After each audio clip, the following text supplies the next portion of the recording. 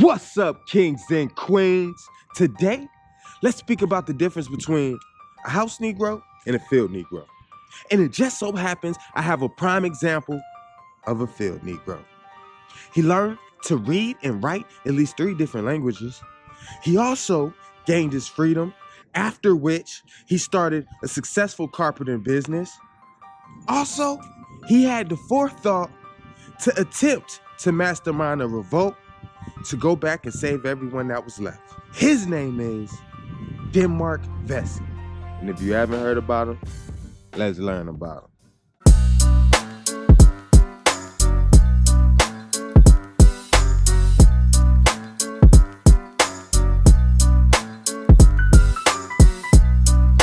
Welcome back to another Blackout Friday.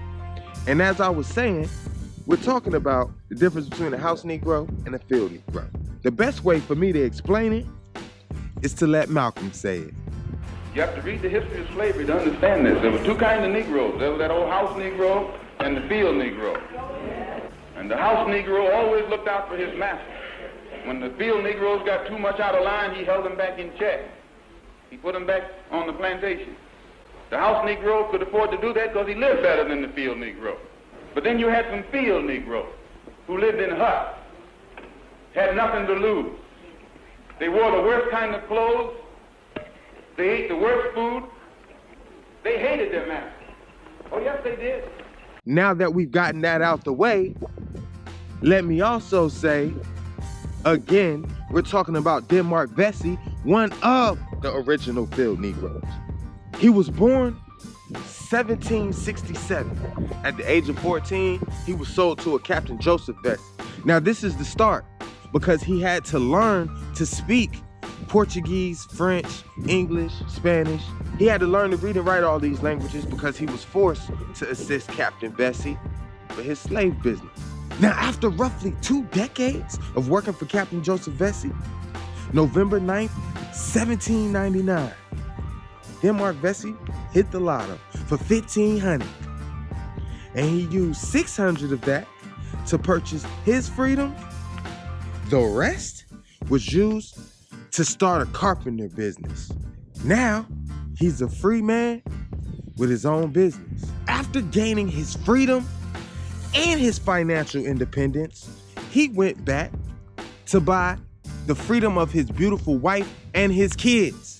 Of course, our hero needs a protagonist. And the protagonist in this story is the trash behind slave owner who refused to sell his wife and his kids' freedom. Based on the laws, if a woman is a slave, every child she bears is a slave as well. Denmark Vesey knew this, and this made him furious. Now, we get to the real reason he's on this list. We're in the summer of 1822. Charleston, South Carolina. The month is June. Denmark Vesey is working hard, gathering his soldiers so they could get ready to go to war. The ones that's down for the cause. And of course, one of those marshmallow soft house Negroes catches wind of the plan. And this is the difference between the two. That house Negro is now willing to do whatever he can to prevent Denmark Vesey from running down on master, even though Denmark Vesey would set that house Negro free as well. And that field Negro is gonna do whatever he can to burn down the plantation. This was the difference between the two. And today you still have house Negroes and field Negroes. I'm a field Negro. Denmark Vesey and 5 accomplices were all caught, tried, and hung July 2nd, 1822. A very sad day. But to Vesey, it was all worth it, because he understood that he wasn't the only person in the world who had suffered or was currently suffering.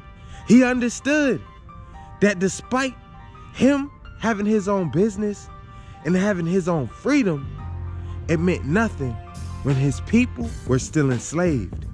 To a house Negro, this may sound outrageous.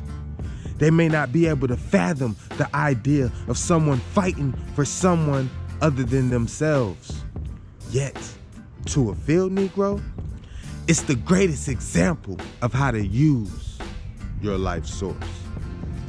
I must say, it is men and women like Denmark Vesey, Ida B. Wells, Harriet Tubman, Malcolm X, John Henry Clark, Amos Wilson, Fannie Lou Hamer, Medgar Evers. These are the ones who have set examples. The example to fight back, to not fold up, because of the example set by these strong, powerful, fearless individuals. I am here fighting for you too. And because Denmark Vesey did what he did and led the type of example that he led, whether he succeeded or failed is irrelevant. The fact that he was willing to do it is what speaks volumes. So for risking all that he had just to save those who have nothing, I have got to salute Denmark Vesey for being a part of our Black history. Now you know, that's just about all we got today for Blackout Fridays. But please, like, share, subscribe, drop a little comment, tell us how you feel. And if you looking for last week's knowledge, you can find it right up here. I'm out.